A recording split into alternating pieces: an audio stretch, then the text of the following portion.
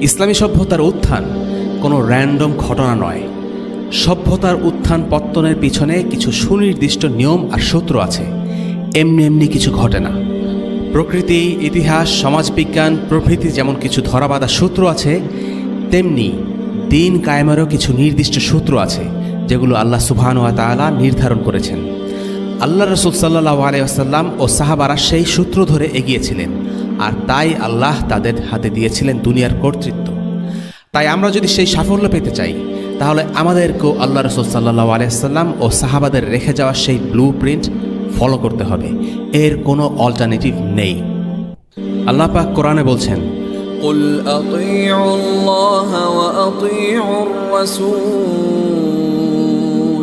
فإن تولوا ও সৎকর্ম করে আল্লাহ তাদেরকে ওয়াদা দিয়েছেন যে তাদেরকে অবশ্যই পৃথিবীতে শাসন কর্তৃত্ব দান করবেন, যেমন তিনি শাসন কর্তৃত্ব দান করেছেন তাদের পূর্ববর্তীদেরকে, এবং তিনি অবশ্যই সুদৃঢ় করবেন তাদের ধর্মকে, যা তিনি তাদের জন্য পছন্দ করেছেন, এবং তাদের ভয়ভীতির পরিবর্তে অবশ্যই তাদেরকে শান্তি দান করবেন। তারা আমার ইবাদত করবে এবং আমার সাথে কাউকে শরিক করবে না। এরপর যারা অকৃতজ্ঞ হবে তারাই অবাধ্য। নামাজ কায়েম করো, যাকাত প্রদান করো এবং রাসূলের আনুগত্য করো, যাতে তোমরা অনুগ্রহপ্রাপ্ত হও। সূরা আন-নূর আয়াত 55 এবং 56।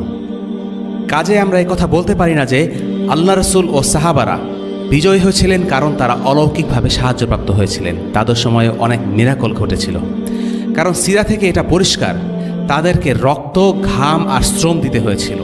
তাদের অবর্ণনীয় দুঃখ, কষ্ট আর অসহনীয় যন্ত্রণার মধ্যে যেতে হয়েছিল। ভেবে দেখুন আল্লাহ রাসূল সাল্লাল্লাহু আলাইহি ওয়াসাল্লামের হিজরতের কথা। আল্লাহ কি চাইলে পারতেন না এক রাতের মধ্যে অলৌকিকভাবে রাসূলুল্লাহ সাল্লাল্লাহু আলাইহি ওয়াসাল্লামকে মক্কা থেকে মদিনায় পৌঁছে দিতে? যেভাবে করে মিরাজের রাতে তিনি মক্কা থেকে জেরুসালেম হয়ে 7 আসমান পর্যন্ত আল্লাহ রাসূলকে ভ্রমণ করিয়েছিলেন? না, হিজরতের সময় এমনটি হয়নি। হিজরতের সময় আল্লাহ রাসূল সাল্লাল্লাহু আলাইহি ওয়াসাল্লামকে সর্বোচ্চ সতর্কতা অবলম্বন করতে হয়েছিল, বিপদের মুখে পড়তে হয়েছিল। সর্বোপরি একটা ঝুঁকিপূর্ণ ভ্রমণে যা যা প্রস্তুতি নিতে হয়, যা যা কষ্ট করতে হয়, তার সবই করতে হয়েছিল। আর এটাই বলে দেয় সাফল্য আসে আল্লাহর পক্ষ থেকে, কিন্তু সেটা কষ্ট আর ত্যাগের পথ ধরে।